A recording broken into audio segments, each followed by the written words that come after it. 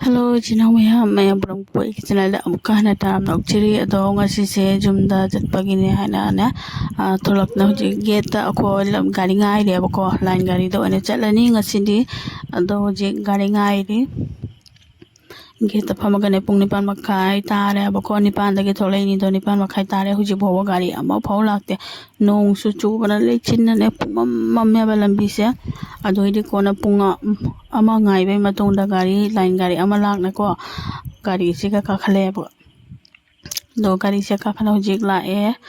lambi thara bani na huji jong do ai matek matek kitani bako lore se video se jam sangala roi ga ina do sunapur gi turen ju ising jam na nai ramme lambi su yam na phatta bako jong do nunga cho cho king khaina lambi king khaina ne ising je phol gi ni ta ngai na lei re bako lambi se jam na phatta ba khoi kyang jore bako sunapur landorok na kyang jore chiga gi de gari jam lambi phatta ba se haure bako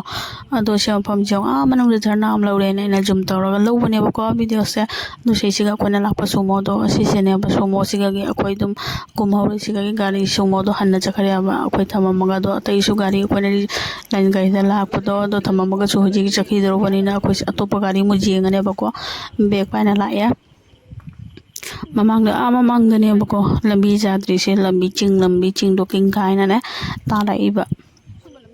lambi jam phatte ba maning de super myam lai se nungdang gi pung ahum da thaba super do adu do lep na lai ri ne ko ayu ki pung manga da gi lem lai re ne na hai ba ko do hujik se akone swai jaro pada pung 12 muk ta re ba ko 11 makhai khara hele 12 ta do re do hujik lambi kai ba pham jong do pholi na ekdam jadra ba do jcb ama tawra se se kana sengdo me ba ado sengdo loi ba kudingi king khai re ba mathak ta gi ching do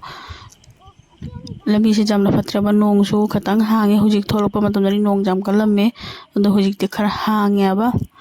ado yong do lambi su phajana ga ase se gane gari ama su truck mal gari ama su ta gare na haya ba khoi lakri ga mamang du ga ado do budi ohodre khoi do makha da pot ta ge na ne pot me am mi am na su khunai ba jong lambi su phatre amna ado jumna tholai se ai gi sudum khana lo jenghan bagi de ingang gi de so kam check up to wa le na du gi lak ne ong lambi jong mathak te king khare ne kya phatte jong lambi se ado gcb na ne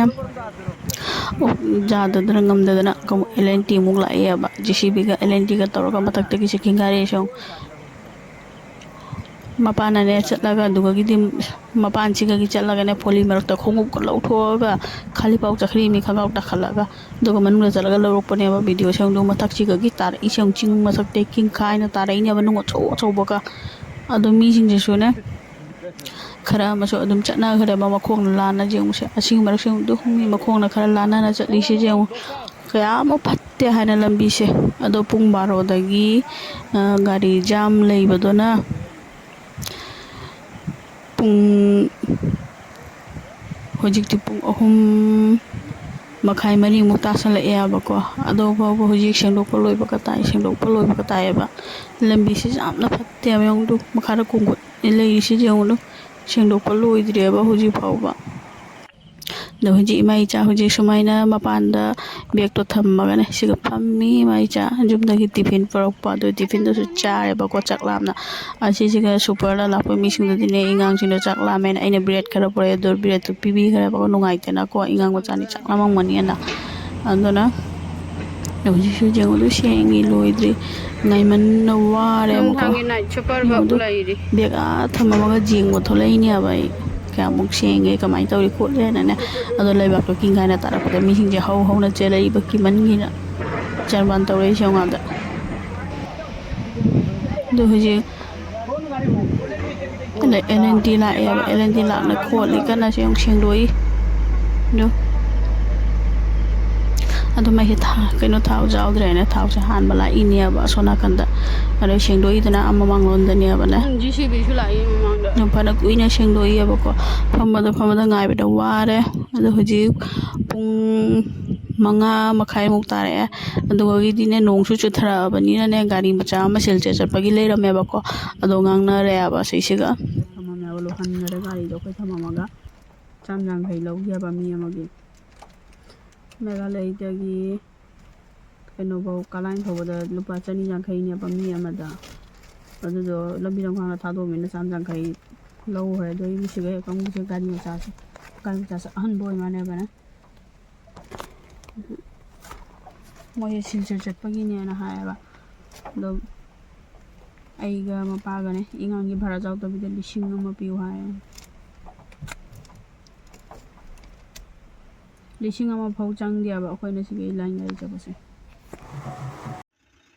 ꯑꯗꯣ ꯍꯧꯖꯤꯛ ꯒꯥꯔꯤꯁꯦ ꯊꯥꯔꯦ ꯄꯨꯡ 6 ꯇꯥꯔꯦꯕꯀꯣ ꯄꯨꯡ 6 ꯇꯥꯕꯩ ꯃꯇꯨꯡꯗ ꯂꯝꯕꯤꯁꯦ ꯈꯔ ꯍꯥꯡꯉꯦꯅ ꯒꯥꯔꯤ ꯃꯆꯥ ꯁꯨꯃꯣꯒꯨꯝꯕ ꯀꯥꯔꯒꯨꯝꯕ ꯑꯁꯨꯝꯕꯁꯤꯡꯁꯤꯗꯤ ꯊꯥꯔꯦꯕꯀꯣ ꯌꯦꯡꯉꯨ ꯁꯨꯃꯣꯁꯤꯒꯤ ꯃꯊꯛꯇ ꯄꯣꯠꯁꯤꯡꯁꯦ ꯀꯃꯥꯏꯅꯅꯣ ꯃꯍꯥꯗꯦꯕ ꯁꯤꯕꯂꯤꯡ ꯑꯗꯨꯃꯥꯏꯅ ꯄꯨꯟꯁꯤꯜꯂꯒ ꯊꯥꯡꯒꯠꯂꯤꯁꯦ ꯌꯦꯡꯉꯨ ꯃꯅꯤꯡꯗꯁꯨ ꯁꯨꯄꯔꯁꯤꯡꯁꯦ ꯂꯦꯞꯅ ꯂꯩꯍꯧꯋꯤ ꯁꯨꯄꯔꯁꯤꯡꯗꯤ ꯆꯠꯄ ꯌꯥꯈꯤꯔꯣꯏꯅꯅꯦ ꯌꯦꯡꯉꯨ ꯑꯁꯤ ꯃꯐꯝꯁꯤꯗꯒꯤ ꯒꯥꯔꯤꯁꯤꯡꯁꯦ ꯅꯨꯡ ꯀꯌꯥꯝ ꯆꯥꯎꯕ ꯗ꯭ꯔꯦꯟꯒꯤ ꯀꯜꯚꯔꯠ ꯃꯌꯥꯝꯒ ꯀꯤꯟꯊꯅ ꯇꯥꯔꯛꯏꯁꯤꯡꯁꯦ ꯌꯦꯡꯉꯨꯁꯦ ꯑꯁꯤꯒꯕꯨ ꯃꯥꯜ ꯒꯥꯔꯤ ꯆꯤꯡꯊꯅ ꯄꯨꯅ ꯆꯠꯈ꯭ꯔꯤ ꯃꯤ ꯌꯦꯡꯉꯨ ꯃꯤꯒꯤ ꯃꯔꯥꯏꯕꯛ ꯍꯥꯏꯁꯦ ꯑꯩꯈꯣꯏ ꯂꯥꯏꯕꯛꯇꯒꯤꯗꯤ ꯗꯣꯁꯥ ꯑꯆꯧꯕ ꯑꯃ ꯀꯣꯛꯈ꯭ꯔꯕꯅꯤ ꯌꯦꯡꯉꯨꯁꯦ ꯀꯌꯥꯝ ꯂꯝꯕꯤꯁꯦ ꯐꯨꯠꯂꯤꯅꯣ ꯍꯥꯏꯗ ꯃꯊꯛꯇꯒꯤꯅꯤ ꯇꯥꯔꯛꯏꯁꯦ ꯎꯔꯕ ꯍꯧꯖꯤꯛꯐꯥꯎꯕꯗ ꯒꯥꯔꯤ ꯑꯆꯧꯕꯁꯤꯡ ꯊꯥꯗ꯭ꯔꯤꯕꯅꯦ ꯂꯝꯕꯤ ꯍꯦꯛ ꯈꯥꯏꯕꯣꯛꯇꯅꯤ ꯂꯩꯔꯤꯁꯦ ꯎꯃꯨꯛꯌꯥꯡꯅꯦ ꯌꯧꯗ꯭ꯔꯤꯉꯩꯗ ꯑꯗꯣ ꯎꯁꯤꯁꯨ ꯌꯦꯡꯉꯨ ꯀꯌꯥꯝ ꯆꯥꯎꯕ ꯀꯌꯥꯝ ꯁꯥꯡꯕ ꯎ ꯇꯥꯔꯛꯑꯦꯅ ꯑꯁꯤꯒꯤ ꯃꯊꯛꯇꯅꯤ ꯉꯁꯥꯏ ꯃꯤꯁꯤꯡꯗꯨꯅꯅꯦ ꯃꯈꯣꯡꯅ ꯂꯥꯜꯂꯒ ꯆꯠꯅꯔꯤꯕ ꯑꯗꯣ ꯏꯆꯤꯟ ꯏꯅꯥꯎ ꯃꯌꯥꯝ ꯍꯧꯖꯤꯛ ꯃꯥꯂꯦꯝꯗꯣ ꯌꯧꯔꯛꯑꯦ ꯎꯃꯨꯛꯌꯥꯡꯒꯤ ꯂꯝꯕꯤ ꯐꯠꯇꯕ ꯌꯥꯝ ꯋꯥꯅ ꯂꯥꯟꯊꯣꯔꯛꯄ ꯃꯇꯨꯡꯗ ꯃꯥꯂꯦꯗꯣꯔꯗ ꯍꯣꯇꯦꯜꯗ ꯆꯥꯛ ꯆꯥꯅ ꯂꯣꯏꯅ ꯍꯧꯖꯤꯛ ꯊꯣꯛꯂꯛꯑꯦ ꯍꯣꯇꯦꯜꯗ ꯑꯗꯨꯝ ꯆꯥꯛ ꯆꯥꯔꯛꯑꯦꯕꯀꯣ ꯌꯨꯝꯗ ꯊꯦꯡꯉꯅꯤ ꯌꯧꯕꯗ ꯑꯩꯅꯅꯦ ꯍꯣꯇꯦꯜꯗ ꯑꯗꯨꯝ ꯆꯥꯔ ꯊꯛꯑꯒ ꯑꯗꯨꯒꯗꯤ ꯂꯥꯛꯑꯦꯕꯀꯣ ꯕꯗꯔꯄꯨꯔ ꯂꯣꯝꯗꯒꯤ ꯂꯥꯛꯏꯅꯦꯕ ꯑꯗꯣ ꯍꯧꯖꯤꯛ ꯁꯤꯜꯆꯔ ꯌꯧꯁꯜꯂꯛꯑꯦ ꯁꯤꯜꯆꯔ ꯀꯦꯄꯤꯇꯦꯜ ꯌꯧꯔꯛꯑꯦꯕꯀꯣ ꯑꯗꯣ ꯑꯩꯈꯣꯏꯅ ꯂꯥꯛꯏꯁꯦ ꯑꯩꯈꯣꯏ ꯒꯥꯔꯤ ꯑꯍꯟꯕ ꯁꯣꯔꯨꯝꯗꯒꯤ ꯄꯨꯊꯔꯛꯄ ꯒꯥꯔꯤꯅꯦꯕꯀꯣ ꯋꯦꯡꯒꯅꯣꯔ ꯍꯥꯏꯕ ꯀꯩꯅꯣ ꯑꯗꯨꯒꯤ ꯒꯥꯔꯤꯗꯅꯦꯕꯀꯣ ꯂꯥꯛꯏꯁꯦ ꯔꯤꯖꯥꯕ ꯑꯩꯈꯣꯏ ꯑꯅꯤꯒꯤ 1,000 ꯇꯧꯔ ꯑꯗꯨꯃꯥꯏꯅ ꯂꯥꯛꯏꯅꯦꯕ ꯑꯗꯣ ꯐꯅ ꯋꯥꯅꯁꯨ ꯌꯧꯔꯛꯑꯦ ꯑꯗꯣ ꯌꯨꯝ ꯌꯧꯕꯒꯤ ꯄꯣꯊꯥꯕꯒꯤꯗꯤ ꯚꯤꯗꯤꯑꯣꯗꯣ ꯂꯧꯖꯍꯧꯗ꯭ꯔꯦ ꯑꯗꯣ ꯏꯆꯤꯟ ꯏꯅꯥꯎ ꯃꯌꯥꯝ ꯅꯨꯡꯉꯥꯏꯕꯤꯔꯗꯤ ꯚꯤꯗꯤꯑꯣꯁꯦ ꯂꯥꯏꯛ ꯀꯃꯦꯟ ꯁꯕꯁꯀ꯭ꯔꯥꯏꯕ ꯇꯧꯕ ꯀꯥꯎꯕꯤꯒꯅꯨ ꯏꯆꯤꯟ ꯏꯅꯥꯎ ꯑꯅꯧꯕꯅ ꯌꯦꯡꯕꯤꯕ ꯇꯥꯔꯗꯤ ꯆꯦꯅꯦꯜꯁꯦ ꯁꯕꯁꯀ꯭ꯔꯥꯏꯕ ꯇꯧꯕꯤꯔꯝꯃꯣ ꯕꯦꯜ ꯅꯣꯇꯤꯐꯤꯀꯦꯁꯟ ꯑꯣꯟ ꯇꯧꯕꯤꯔꯣ ꯑꯗꯣ ꯁꯤ ꯍꯥꯏꯔꯒ ꯑꯩ ꯚꯤꯗꯤꯑꯣꯁꯦ ꯃꯇꯥꯡꯁꯤꯗ ꯂꯣꯏꯁꯤꯟꯖꯔꯒꯦ